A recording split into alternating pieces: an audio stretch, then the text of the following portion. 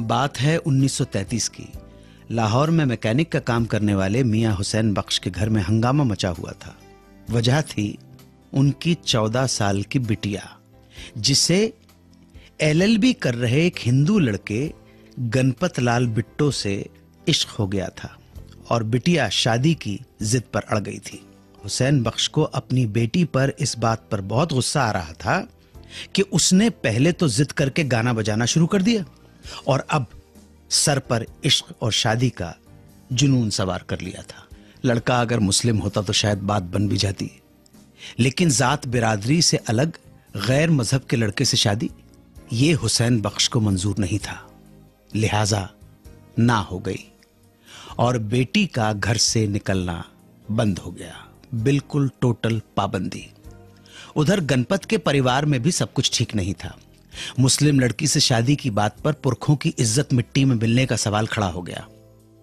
मगर प्यार सच्चा था दोनों का। हुसैन बख्श की बिटिया और गणपत लाल बागी हो गए और घर छोड़ के भाग गए। शादी रचा ली। शादी के बाद दोनों खुशी खुशी रहने लगे। गणपत ने वकालत शुरू कर दिया और हुसैन बख्श की बिटिया फिल्मों में गाना गाने लगी। रिश्ते नाते सारे टूट चुके थे। एक संतान हुई दोनों की, नाम रखा उषा। सब कुछ ठीक ठाक चल रहा था, लेकिन किस्मत को यह खुशी मंजूर न थी कि अचानक एक दिन गणपत लाल बिट्टो का कार एक्सीडेंट हुआ और गणपत लाल बिट्टो दुनिया को अलविदा कह गए।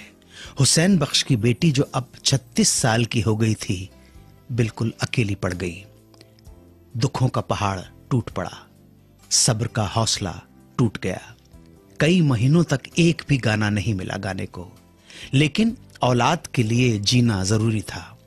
बेटी के लिए एक नई जिंदगी की शुरुआत की और पार्श्व गायन की दुनिया की एक बड़ी हस्ती बन गई हुसैन बख्श की बिटिया।